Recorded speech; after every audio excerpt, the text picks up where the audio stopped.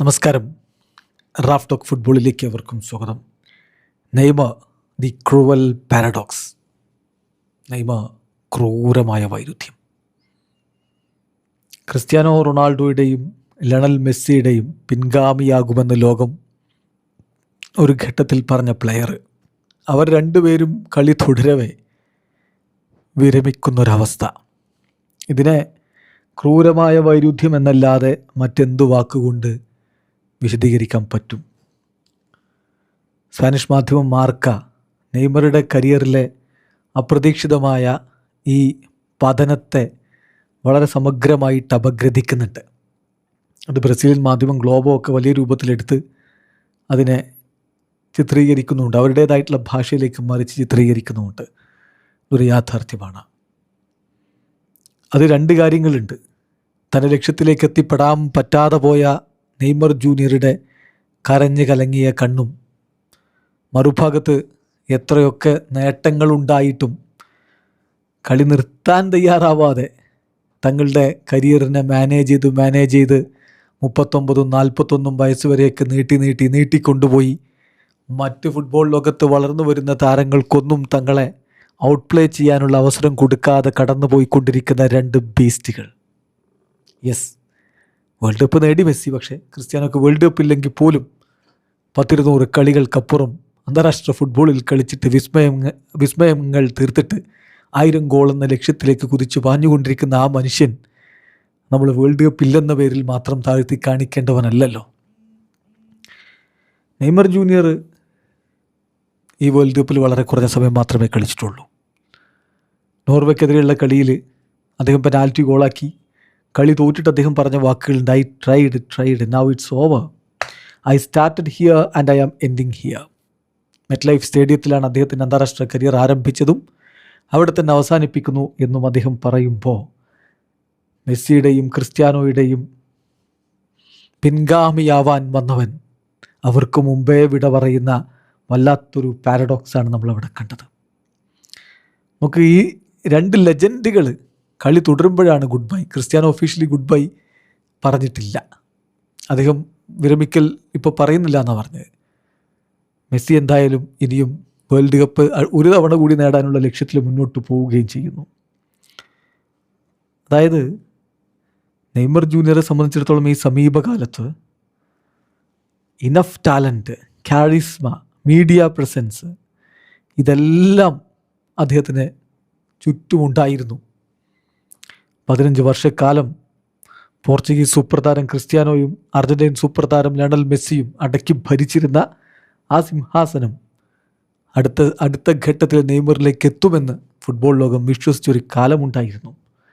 ആ ഒരു പ്രൊഫസി, ആ ഒരു മുൻധാരണ, പ്രവചനമൊക്കെ നടക്കും, അതൊരു ഇന്നവിറ്റബിളായ കാര്യമാണ് എന്ന തരത്തിലാണ് ആദ്യ വർഷങ്ങളിലൊക്കെ നമ്മൾ കണ്ടിരുന്നത്. ഇത് just A matter of time. കാലം കടന്നു പോകുമ്പോൾ അവരുടെ സ്ഥാനത്തേക്ക് നെയ്മർ മാറും, ബാലൺ ഡിയോറുകൾ വാരിക്കൂട്ടും എന്നൊക്കെ കരുതിയതാണ്. ഒന്നും നടന്നില്ല.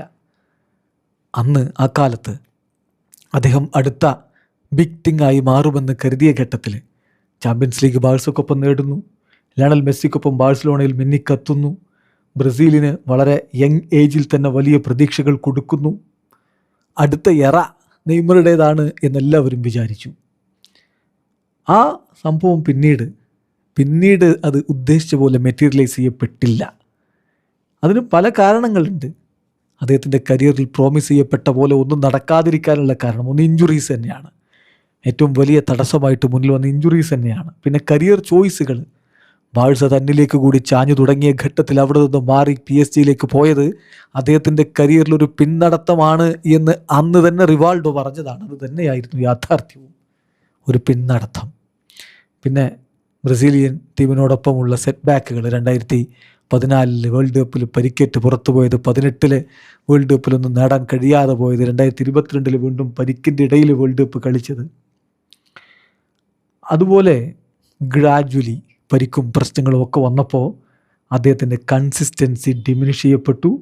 സ്ലോലി അദ്ദേഹത്തിനായിട്ട് റിസർവ് ചെയ്തിരുന്ന ലോക ഫുട്ബോളിൻ്റെ സിംഹാസനത്തിൽ നിന്ന്, ആ സിംഹാസനത്തിലേക്കുള്ള യാത്രയിൽ നിന്ന് അദ്ദേഹം പതിയെ അകന്നു പോയി.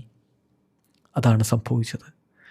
അതേസമയം മെസ്സിയും ക്രിസ്ത്യാനോയുമോ അവർ കളി നിർത്താൻ തയ്യാറായില്ല. ദേ റെഫ്യൂസ്ഡ് ടു ലീവ്. 39-ാം വയസ്സിൽ 41-ാം വയസ്സിൽ അവരുടെ കളിയെ കാലം കടന്നു പോകും തോറും അതനുസരിച്ച് അഡാപ്റ്റ് ചെയ്ത് മുന്നോട്ട് പോയി. ഏജിങ് എന്ന് പറഞ്ഞാൽ അതൊരു വിഷയമല്ല എന്ന രൂപത്തിൽ അവർ മുന്നോട്ട് പോയി. ബീസ്റ്റുമാരെ പോലെ അവർ തുടർന്നു. And continued each other. മനോഹരമായിട്ടുള്ള രാത്രികൾ പലപ്പോഴും നമുക്ക് സമ്മാനിച്ചു. ഗോൾ മണമുള്ള രാത്രികൾ.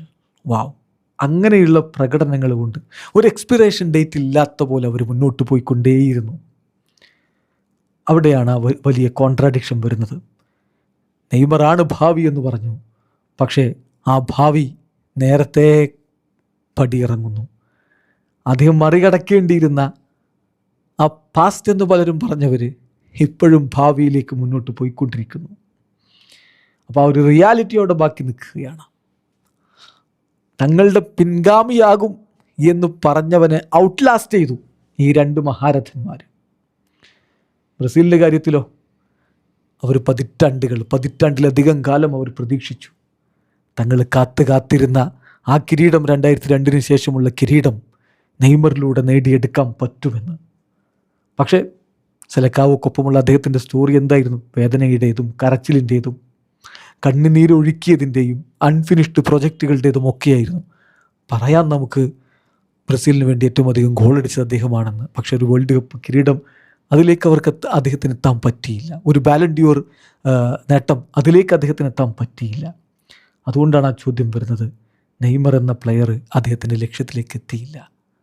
മെസ്സിയുടെയും ക്രിസ്ത്യാനോയുടെയും പിൻഗാമി എന്ന് പറഞ്ഞു വന്നവൻ, അങ്ങനെ ലോകം വാഴ്ത്തിയവൻ, അവർക്ക് മുമ്പേ വിട പറഞ്ഞ വല്ലാത്ത ക്രൂരമായൊരു വൈരുദ്ധ്യമാണ് നമ്മൾ കണ്ടത്. വീഡിയോ അവസാനിക്കുന്ന ഫുട്ബോൾ ലോകത്തെ കൂടുതൽ വിശേഷങ്ങളുമായി റഫ്ലോക്സ് എത്താം.